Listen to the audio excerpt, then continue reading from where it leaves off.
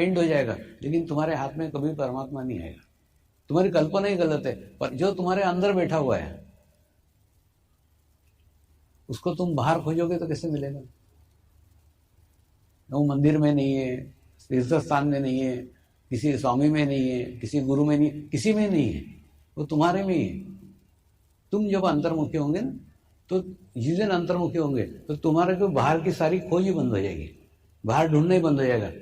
ऐसा लगेगा अरे मैंने कितना समय बर्बाद कर दिया ढूंढने में, ये तो अंदर ही था। जैसे बोलते हैं ना, कस्तूरी मृग की कस्तूरी उसके पास ही छुपी रहती है और वो कूदते फांदते रहता है पूरा दुनिया भर जंगल में, ढूंढता है इतनी अच्छी खुशबू कहाँ से आ रही है, अच्छी खुशबू कहाँ से आ रही है। बिल्कुल वैसा ही है, परमात्मा हमारे अंदर है, लेकिन हम परमात्मा को बाहर खोजते बैठते हैं।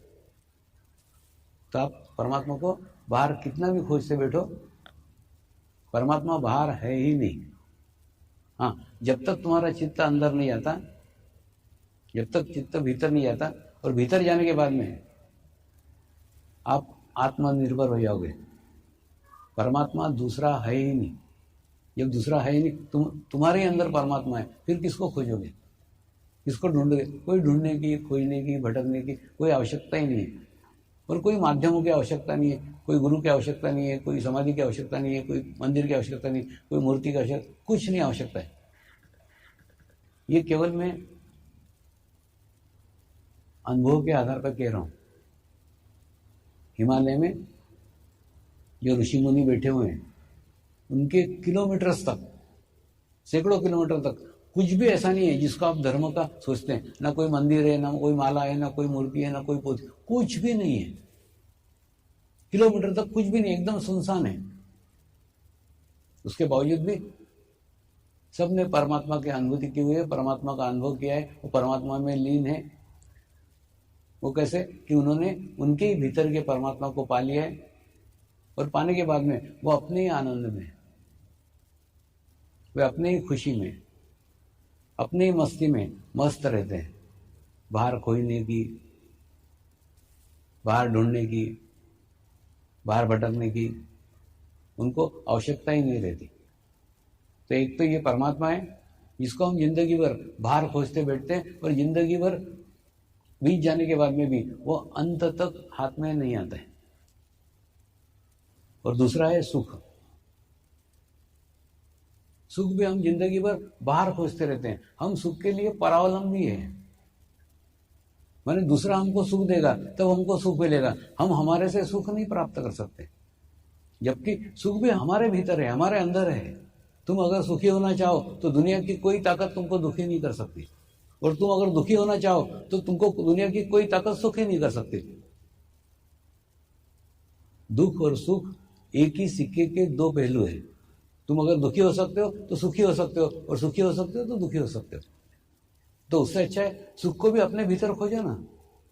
हम ना बेकार की कल्पनाएं करते हैं, बेकार की अपेक्षाएं करते हैं, और अपेक्षा करने के बाद में जब अपेक्षा भंग होता है तो अपने को बुरा लगता है, खराब लगता है। अब हम सोचते पत्नी मेरे को सुख देगी, जब वो नहीं देती फिर ऐसा लगता है मेरा अपेक्षा भंग हो गया, पत्नी मेरे को दुखी कर रही। लड़का मेरे को सुखी करेगा, वो लड़का सुखी नहीं करता, फिर अपना अपेक्षा भंग होता, लड़के ने मेरे को दुख दिया। लड़की से अपेक्षा करते हो कि लड़की मेरे को सुखी करेगी, वो लड़की अपेक्षा भंग करती, अपना लगता लड़की ने मेरे को दुखी कर दिया।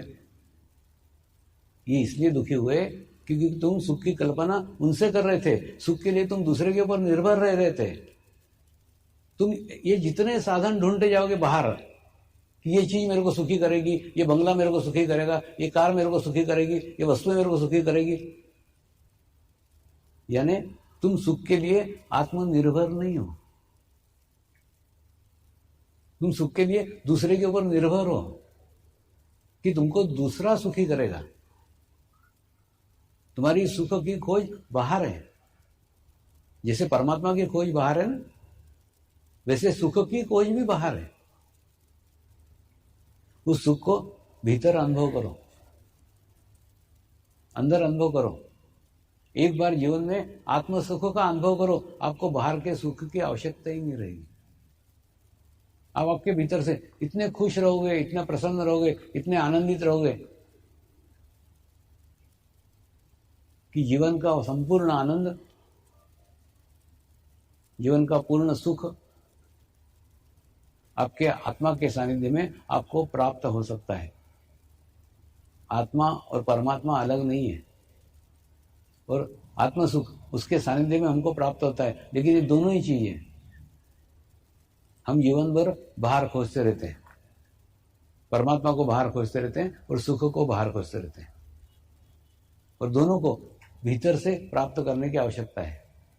लेकिन भीतर से प्राप्त करने के लिए पहले भीतर जाने की आवश्यकता है, और भीतर जाने के लिए अंतर्मुखी होने की आवश्यकता है। ये एक एक से लिंकअप है ना। और अंतर्मुखी होने के लिए ध्यान की आवश्यकता है, ध्यान के लिए आत्म साक्षात्कार की आवश्यकता है। ये सब एक दूसरे के साथ जुड़े हुए हैं। तो ये क्रमबद्ध तरीके से, लयबद्ध तरीके से हम वहीं तक जाने की कोशिश कर रहे हैं कि आप परमेश्वर के लिए किसी के ऊपर निर्भर मत हो, आप सुख के लिए किसी के ऊपर निर्भर मत हो, आप आत्मनिर्भर बनो। सुख के लिए आत्मनिर्भर बनो, परमात्मा के लिए आत्मनिर्भर बनो। यही मेरी शुद्ध इच्छा है। और उसी ओर यह अनुभव जो मेरे को आए, वही अनुभव आपको भी आए। जो अनुभूतियां मुझे हुई, वो अनुभूतियां आपको भी हो। देखो, संत ज्ञानेश्वर जी ने कुंडलिनी शक्ति पे खूब लिखा है 6ठे अध्याय में।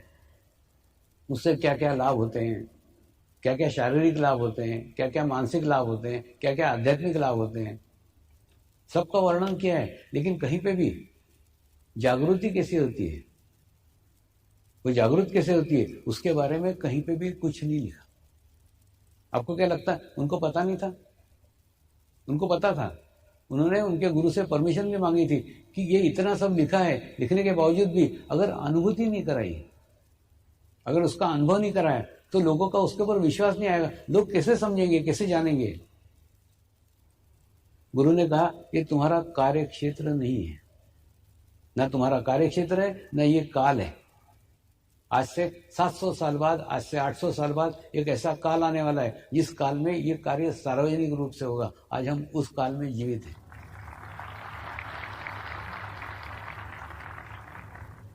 तो जो उन्होंने इच्छा की थी कि अनुभूति होना चाहिए, जो उन्होंने इच्छा की थी आत्मधर्म की, जो उन्होंने इच्छा की थी विश्व धर्म की, वही समय आज है। और उसकी शुरुआत आपको आपसे करना होगी। आप बाकी सबको छोड़ दो। देखो, अध्यात्म की पहली सीढ़ी है दूसरे के दोष दिखना बंद हो जाना चाहिए। जैसा अभी मैं आपसे बात कर रहा हूं, तो मेरे पीठ के पीछे क्या हो रहा है मेरे को थोड़ी मालूम। क्यों नहीं मालूम? मेरा ध्यान ही उधर नहीं है, मेरा ध्यान इधर है, तो मेरे को पीठ के पीछे का नहीं दिखेगा। ठीक उसी प्रकार से जब आपका चित्त भीतर है, तो आपको आपके दोष दिखना चाहिए ना। आपको दूसरे के दोष दिख रहे हैं, इसका अर्थ है आपका चित्त बाहर है।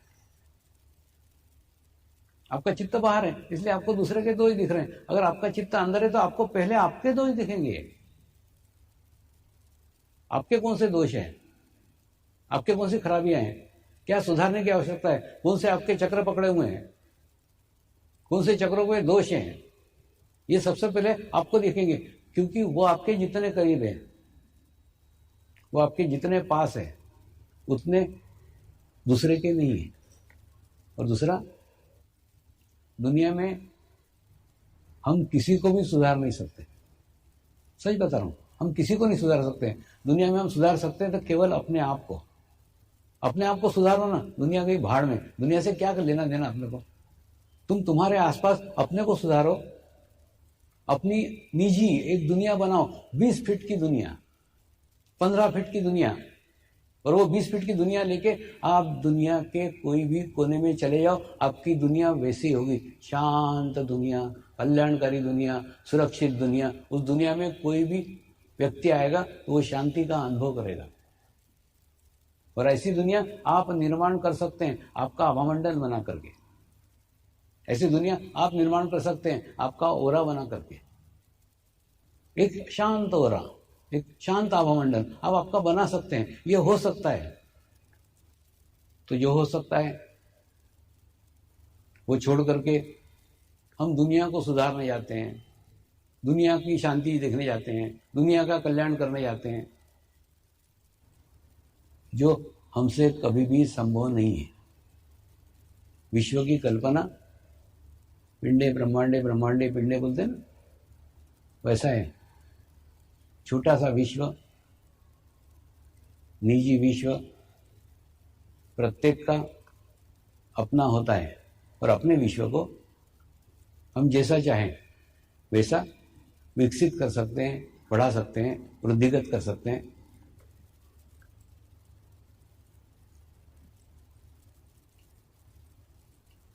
शिरडी के साईं बाबा की घटना जो मैंने कल बताई,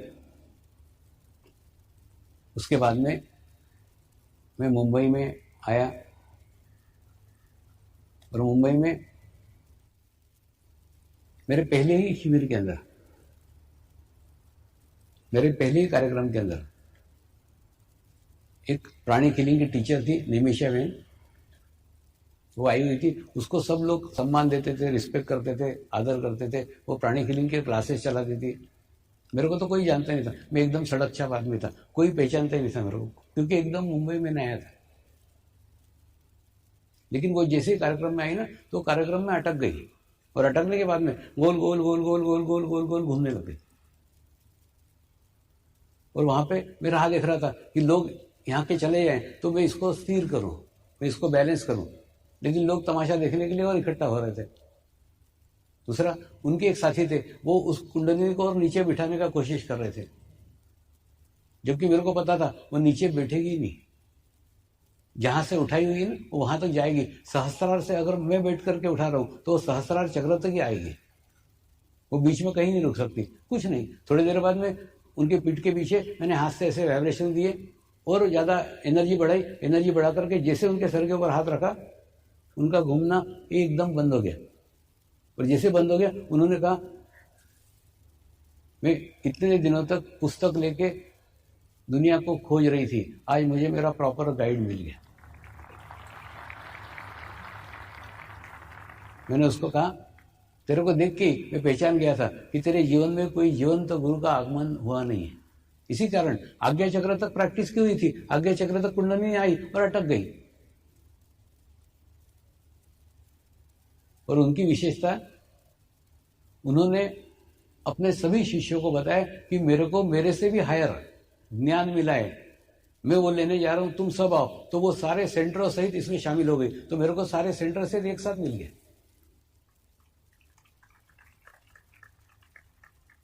उनके सेंटर से, ये नवसारी, बड़ौदा, गोवा, ये अहमदाबाद, जितने जगह उनके सेंटर थे, सेंटर के सभी साधक उसमें शामिल हो गए। ये राम भाई भी उन्हीं के चेले हैं, ये राम भाई भी उन्हीं के कारण आए। वही मेरे को गुजरात लेके आए। जब मुझे जो सज्जन लेके आए थे ना, उनको मैंने कहा था कि मेरा कार्य क्षेत्र गुजरात है, मैं गुजरात जाऊंगा। तो उनको लगा कौन इसको गुजराती मिलेगा, ये कौन गुजरात, जहां जाएंगे तब जाएंगे। लेकिन जब मैं गुजरात गया तो वो रोने लग गए। मैंने बोला, मैंने तुमको पहले ही कहा था, मेरा कार्य क्षेत्र मेरे गुरु ने गुजरात दिया है, मैं गुजरात जाऊंगा।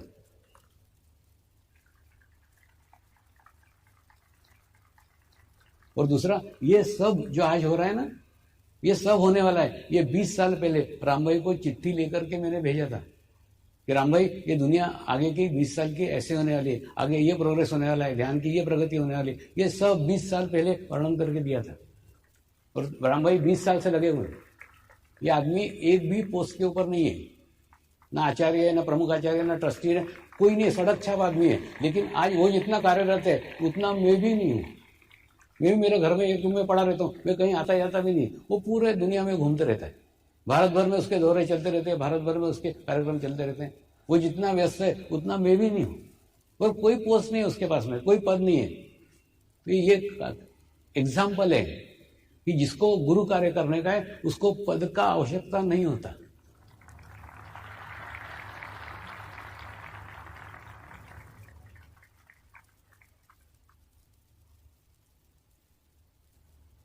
एक्चुअली पद तो कुत्ते का पट्टा है, सच्ची बता रहा हूं। अगर पद पे रखा है, वो मेरे पीछे आ रहा है, वो तो पट्टा है, चेन से बंधे हुए हैं, आना ही पड़ेगा झक मार के। लेकिन जो प्रामाणिक कुत्ता है, उसके गले में ना चेन है ना पट्टा है, वो वैसे ही पीछे पीछे आएगा, उसको बांधने की जरूरत नहीं है।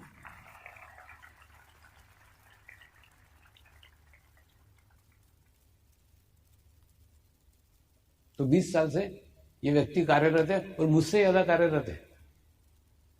यज्ञ वो कराता है, भजन वो करता है, प्रवचन वो देता है। अभी मैं बोल रहा हूँ इसलिए, नहीं तो वो भी लंबे लंबे प्रवचन देते। मेरे प्रवचन तो कभी सभी होते, वो तो रोज दिया ही करता है। तो जब मैं नवसारी में आया ना, उस समय ये पटेल लोगों की एक गैंग बनी हुई थी, और कोई भी फॉरेन से एनआर आया है, सारे सारे उस पर चढ़ बैठते थे, और चढ़ बैठ के एक ही डिमांड, हमारे स्वामी जी को फॉरेन में बुलाओ, उनको स्पॉन्सर करो। वो फिर पूछते थे, तुम्हारे स्वामी जी क्या भागवत कथा करते हैं? तुम्हारे स्वामी जी क्या रामायण सुनाते हैं? वो क्या करते हैं? पता नहीं क्या करते हैं, लेकिन जो करते हैं वो अच्छा करते हैं। तो इनको बताते नहीं आ रहा था, उनके समझ में नहीं आ रहा था कि बुलाए तो क्या कह करके बुलाए, क्या बताए वहां फॉरेन में कि ये क्या करते हैं। तो ऐसा सब चल रहा था। उसमें फिर एक पटेल को पकड़ा, जिसको कहा कि तू इसको स्पॉन्सर कर। तो उसने 2 कंडीशन रखी, मेरे को समय नहीं है, मैं इनका प्रचार प्रचार कुछ नहीं करूंगा। इन्होंने बोला ठीक है तू मत कर। उसने बोला मेरा घर बहुत छोटा है, मैं अपने घर में भी इसको नहीं रखूंगा। इन लोगों ने बोला ठीक है। तो इन्होंने एक दूसरा पटेल खड़ा कर लिया, जो पटेल उसके घर में भी ले जाएगा, वो प्रचार भी करेगा, सब करेगा, तू सिर्फ स्पॉन्सर कर। इसलिए ये 1 नंबर के पटेल ने केवल स्पॉन्सर किया। और जब मैं हिथ्रो एयरपोर्ट में पहुंचा ना फर्स्ट टाइम, तो दोनों पटेल खड़े थे, 1 नंबर के भी और 2 नंबर के भी। और ये 1 नंबर का पटेल बोला नहीं मैं मेरे घर ले जाऊंगा, मैंने स्पॉन्सर किया है। और दूसरा बोला नहीं मेरे को कहा है घर ले आने के लिए। मैंने बोला उसने स्पॉन्सर किया, पहला खा को उसके घर जा दो। तो उसके घर गया, उस व्यक्ति ने अपने घर मेरे को 20 दिन तक रखा।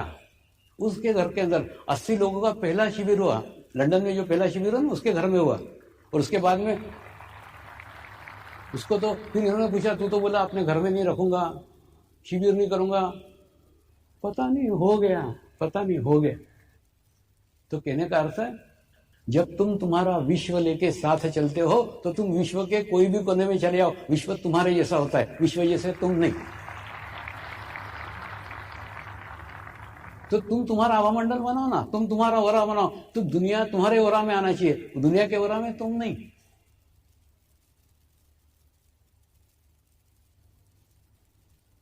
ऐसी यूके के अंदर शुरुआत हुई थी। आज यूके के अंदर ही कई सेंटर्स हैं, और यूके में आश्रम बन गया है। इतनी प्रगति, इतना प्रोग्रेस यूके के अंदर हो चुका है। माने इतना विचित्र प्रकार था कि जब मैं यूके से फ्रांस जा रहा था, एक बार पूरा फौज फटा और सारे पटेल ही पटेल मेरे साथ थे। तो मेरे साथ में एक इमा डॉलमेन करके थी, यूके की थी वो। तो वो बोली एक पत्थर में बैठ के ऐसे खूब टेंशन में बैठी हुई थी। मैं बोला क्या हो गया इमा? बोले स्वामी जी तुम्हारे गुरु जी का ना खूब लंबा प्लानिंग है। मैं बोला क्यों? पहले सारे गुजरातियों को दुनिया भर में फैला दिया और तुमको जाके गुजरात में बिठा दिया। बोले ये बहुत लंबी योजना थी, बोले कई सालों से। और क्योंकि क्या हो रहा था, हम कार से गए तो रास्ते में जितने गांव में रुकते गए ना सब पटेल पटेल पटेल पटेल पटेल पटेल। तो इस कार्य को विदेशों में फैलाने में पटेलों का महत्वपूर्ण योगदान है।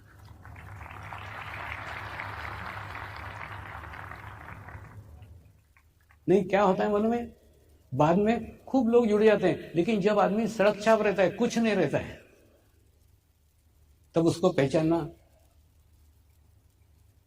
तब उसको आगे बढ़ाना, तब उसको वृद्धिगत करना, यह महत्वपूर्ण है। तो जो जिस सीढ़ी पे से चढ़ा हूं उस सीढ़ी को कभी नहीं भूल सकता।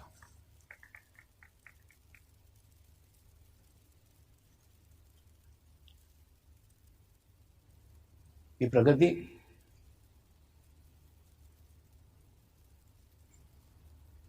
खूब धीरे धीरे हुई है, लेकिन प्रॉपर तरीके से हुई है, प्रॉपर चैनल से हुई है। फिर एक एक देश से एक एक देश, एक एक देश से एक एक देश। दूसरा ये जो भगवे कपड़े पहना है ना, इसका भी एक इतिहास है। इसका मैंने बोला ना, हर सिक्के के 2 पहलू रहते हैं, अच्छे भी रहते हैं बुरे भी रहते हैं। एक बार जब रामकृष्ण मिशन में कार्यक्रम दिया, तो कार्यक्रम के बाद में मठाधीश को पूछा मेरा कार्यक्रम कैसा लगा, उसके अंदर कुछ कमियां हो, उसके अंदर कुछ चेंज हो, उसके अंदर कुछ बदलाव हो, तो बताओ, मैं बदलाव करना चाहता हूं। उन्होंने उत्तर किया, नहीं अच्छा है, अच्छा है, लेकिन फिर भी आप पूछ ही रहे हो तो बताता हूं, आपका माल अच्छा है, आपका पैकिंग खराब है।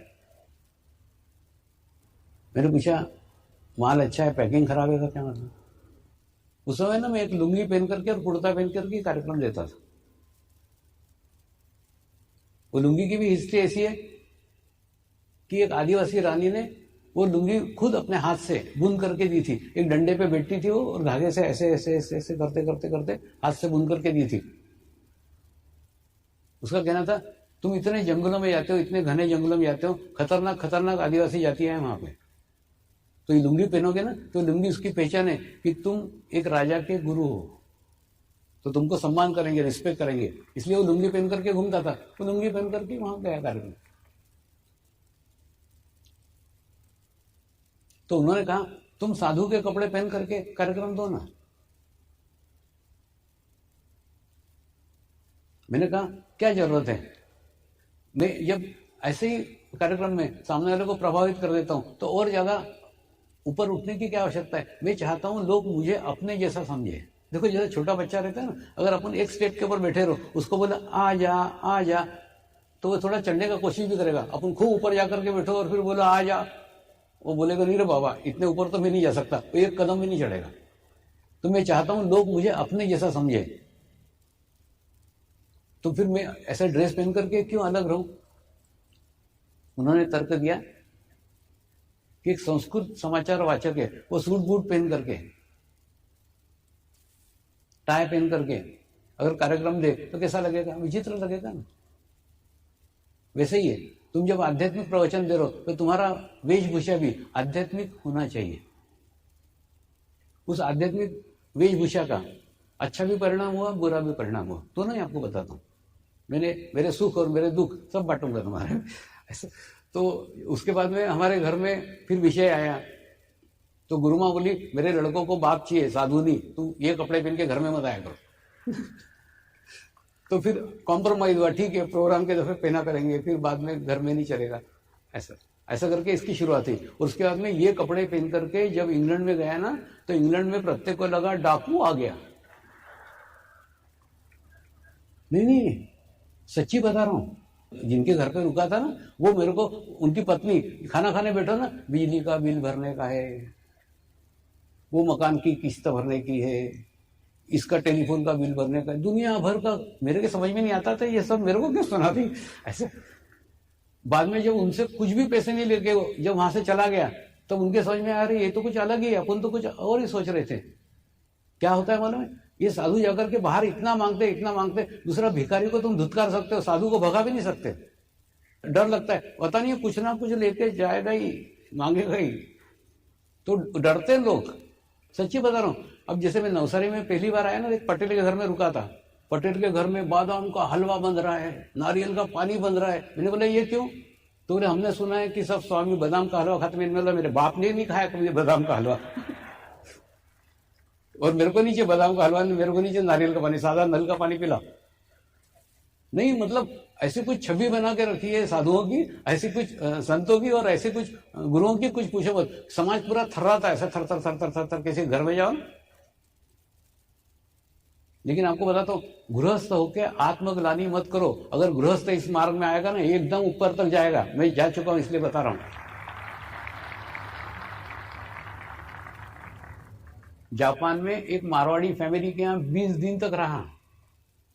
20 दिन एक मारवाड़ी फैमिली के यहाँ जापान में रहा, और 20 दिन के बाद गया ना, तो उसके शब्द थे, मुझे लगा ही नहीं कि कोई संत आए थे, ऐसे लगा था मेरे दादाजी आए हैं, अब घर जा रहे।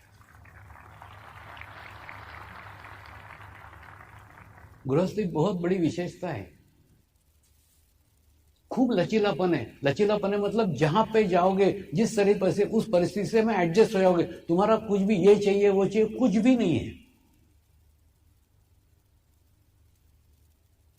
तो जहां भी गया हूं वहां उस परिस्थिति के साथ एडजस्ट हो गया। कुछ भी विशेष ये चाहिए, कुछ भी नहीं चाहिए।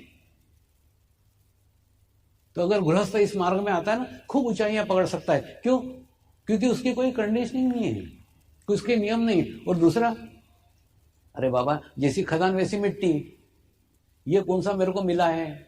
ये सब मैंने कोई प्राप्त नहीं किया है, ये मुझे मिला हुआ सब मेरे को गुरु कृपा में मिला हुआ है, ये मेरा खुद का नहीं है। देखो इन लोगों में क्यों अहंकार आता है, इन संतों में क्यों अहंकार आता है, साधुओं में क्यों अहंकार आता है, उसका भी कारण बताता हूं। ये लोग खूब साधना करते हैं, ये लोग खूब तपस्या करते हैं, खूब खूब करते हैं। और मैंने बोला ना, कोई भी कर्म करोगे, कोई भी कार्य करोगे तो तुम्हारे में एक स्टिफनेस आ जाएगी, एक कड़कपन आ जाएगा, तुम्हारी राइट साइड पावरफुल हो जाएगी, एकदम भुट्टे जैसे अकड़ जाते हैं। ऐसा मेरा कुछ भी नहीं है। मैंने बोला मैं तो वेटर हूं, खाना बनाने वाले बैठे हैं ऊपर, वो दे रहे हैं, मैं परोस रहा हूं, इसलिए मैंने खाना बनाया ही नहीं, तो मेरे को क्या तकलीफ है खाने की। और दूसरा, जब ऐसा मैं हूं तो ऐसे ही तुम भी बनो ना। तुमने कौन से मेहनत की, तुम्हारा कौन सा सर फोड़ा है मैंने? अच्छे मस्त गद्दे पे बैठ करके ले रहे हो। नहीं, सच्ची बता रहा हूं, इतने सुख से मेरे को थोड़ी मिला। तो कहने का अर्थ ये, जब अपन ने अपने को मेहनत से मिला ही नहीं है, मेरे को भी मेहनत से मिला नहीं है, तुमको भी मेहनत से नहीं मिला है, एकदम आसानी से मिला है। ना कोई तपस्या करना पड़ी, ना कोई साधना करना पड़ी, कुछ नहीं करना पड़ा। तो फिर मैंने किया, इसका अहंकार भी काहे को?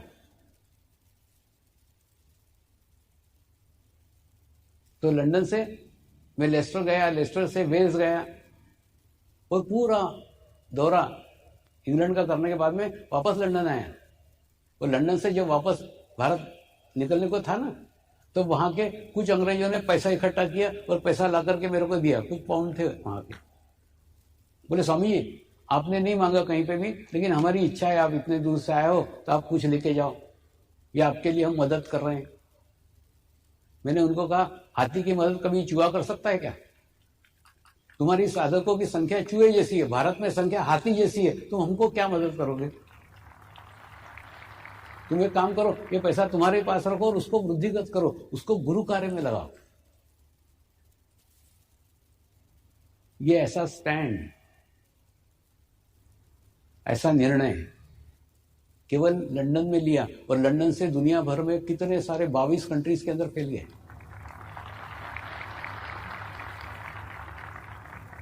22 कंट्रीज के अंदर, यहां से वहां से वहां, यूके से कनाडा, कनाडा से जर्मनी, ऐसा एक एक एक एक एक फैलता फैलता फैलता चला गया। और लंदन ना एक धर्मशाला है, धर्मशाला यानी दुनिया भर के सब कंट्रीज के लोग तुमको वहां मिल जाएंगे। वहीं से ऑस्ट्रेलिया की लाइन चली गई, वहीं की जापान की चली गई, सब वहां से एक एक एक एक एक खुलते चले गए।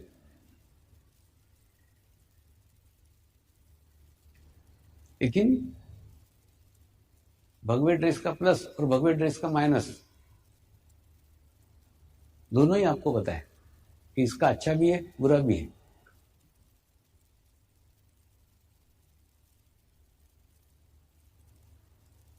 क्योंकि क्या है, यहां से लोग हर दफे वहां डोनेशन मांगने, दान मांगने बार बार बार बार जाते रहते हैं। तो उनकी भी एक मानसिकता होगी कि जो भारत से आया कोई साधु, वो कुछ ना कुछ मांगेगा ही, कुछ तो लेके जाएगा ही।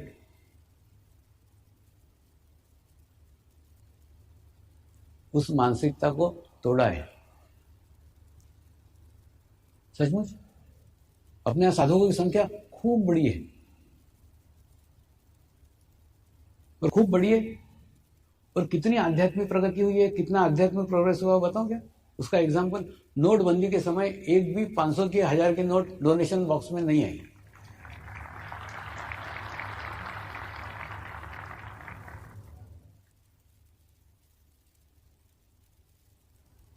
इतने व्यवस्थित रहते हैं, इतने सिस्टमेटिक रहते हैं।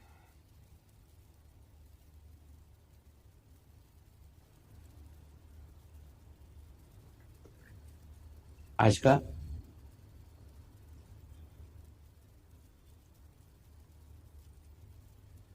साईं का संदेश है,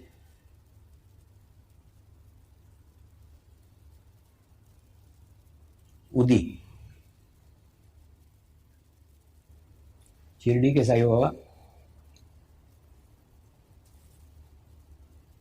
अपने जीवन काल में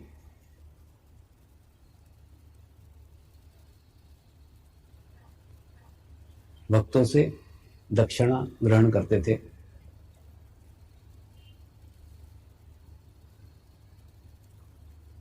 वास्तव में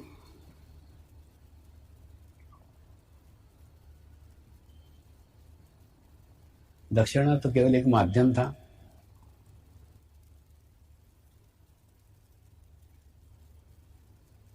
वह साधकों का भाव ग्रहण करते थे।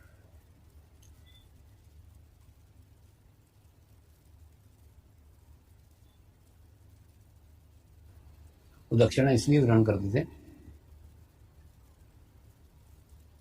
उनको जरूरत नहीं थी।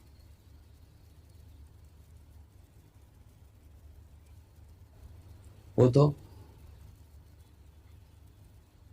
एक झोली और एक टीन का डब्बा लेके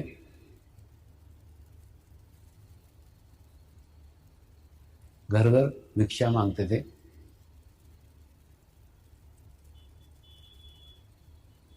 अगर कोई पतली चीज दान करता, छाछ देता तो भी डब्बे में डाल देते हैं, दाल देता तो भी डब्बे में डाल देते हैं,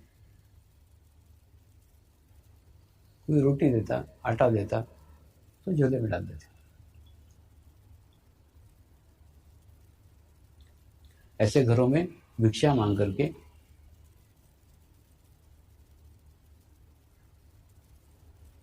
अपना जीवन निर्वाह करते थे। एक कुंडी में लाया हुआ भोजन, लाया हुआ खाना डाल देते थे तो पक्षी, कुत्ते, बिल्ली सब आकर के उसमें से प्रसाद ग्रहण करते थे। यानी उनको उनके उदर निर्वाह के लिए दक्षिणा की जरूरत नहीं थी, दक्षिणा देने की आवश्यकता नहीं थी।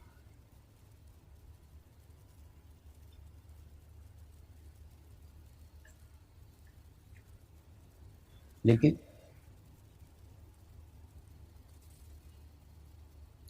साधक अपना भाव समर्पित कर सके, साधकों का भाव समर्पित करने का माध्यम दक्षिणा था। दक्षिणा के माध्यम से साधक अपना भाव समर्पित करते थे।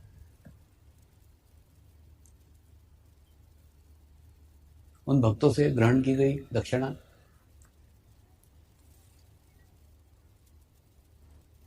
से कुछ लकड़ियां खरीदते थे, कुछ कंडे खरीदते थे, खरीद करके सदैव धुनी जलाते रहते थे।